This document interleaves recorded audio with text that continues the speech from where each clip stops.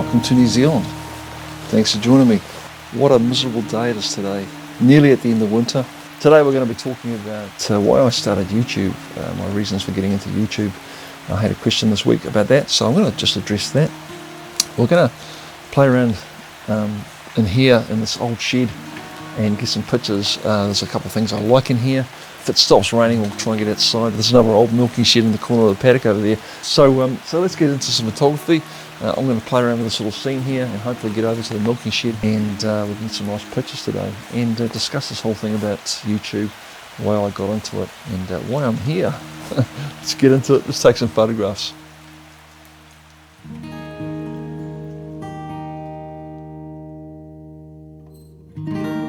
Got this dirty old window here. Check out the cobwebs and the mold and the fungus and stuff on that window. It's pretty cool. I like the contrast and shapes here. We've got the circular stuff going on with the drums and the window behind it. Get the shapes of this stuff here, and then trying to move up through the shot here into the window up there.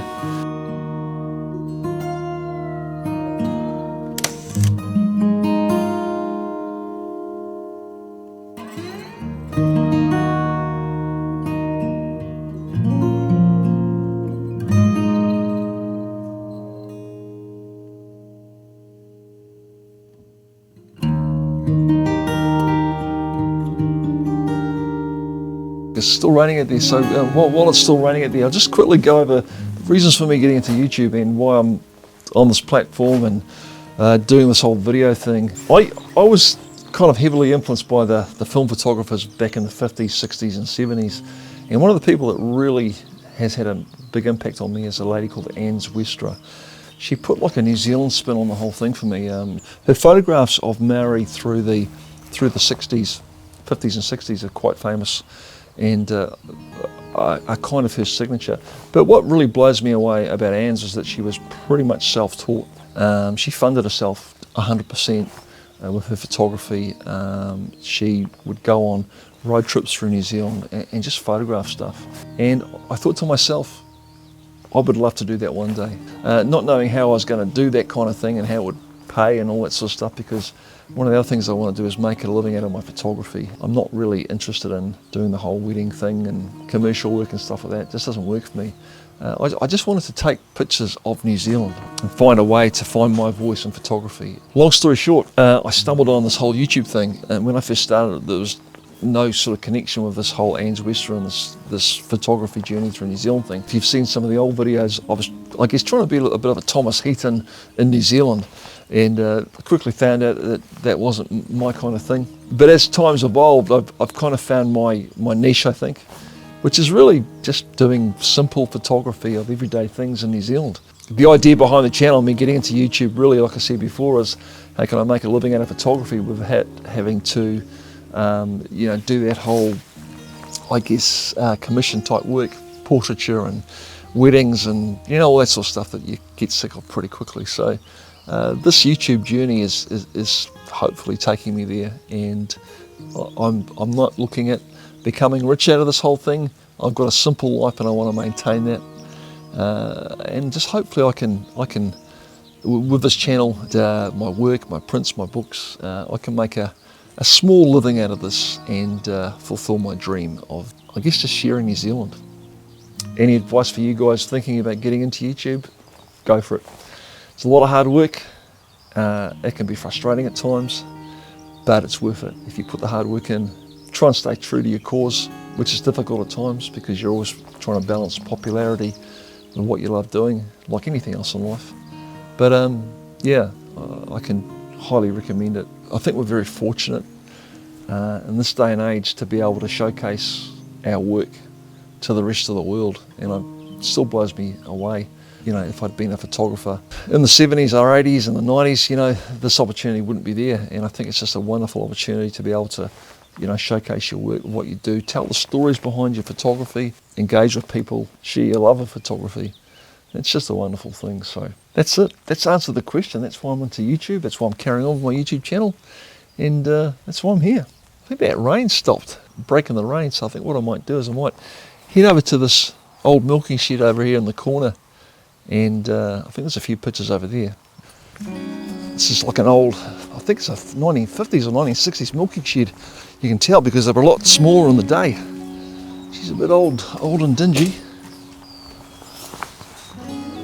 Sheds these days are a bit more complex and high tech now. The back of the shed here, there's these really cool doors. You know, I actually think I'll get a shot just of these doors here. Those are pretty cool. Look at those. Check out the colours in here. Look at those textures in here. This is just super cool. The textures on this are cool. You know, this place has obviously been inhabited by lots of birds, and there's bird poo everywhere. It's but the colours and the paint that's falling off, and the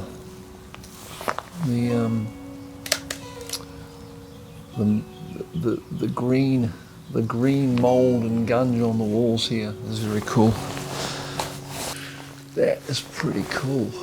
You know, there's just lots of stuff going on. What I like about this shot, and I'll try and put it up on the screen at the moment, is the way that I've got the rails on the side, and they're actually acting as like a, guiding your eyes into the back wall there. This is cool. I think this is going to be a cool shot.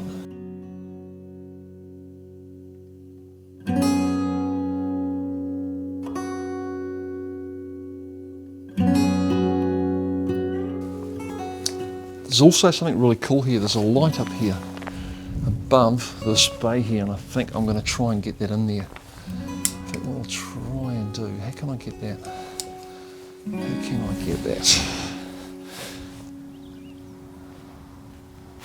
And what I'll do is I'll just start my portrait orientation there. I think I've got kind of a cool shot here with that light bulb, and I think I might have actually got something that's going to be workable.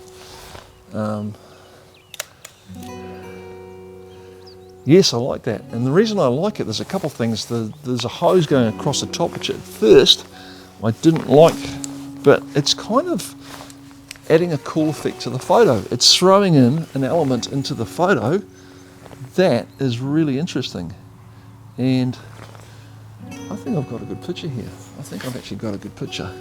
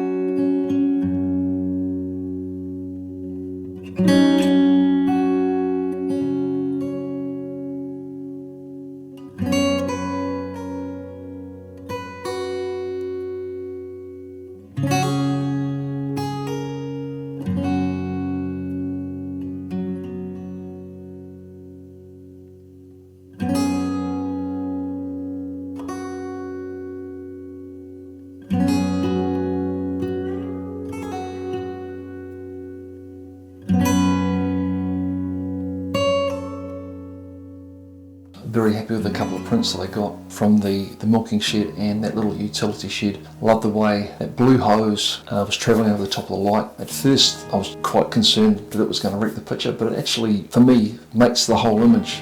So very pleased with that. And the second shot was one of the shots I got from inside that utility shed. Love that window and the cobwebs and the 44-gallon drums. It's got beautiful tones, that image. I'll put a link below that'll take you to my print page where you can purchase one of those prints. There's only one each of those available as usual. Just an aside note to the whole Ans Westra thing. A couple of years back, Ans contacted me via social media, and somehow she'd managed to have a look at a couple of my videos, and she paid me the amazing compliment that she enjoyed watching my content and my channel, and something that blew me away. She told me that it reminded of her back in the day when she was travelling New Zealand taking pictures, and it kind of took her back to that. So that was a big moment for me. Ans is like Robert Frank to me. She's just a major hero. That's Ans Westra. If you get a chance to check her work out, please do. I'll put a link below for some links to her stuff. I don't think she's got a personal website, but her work's curated by somebody in Wellington, I think.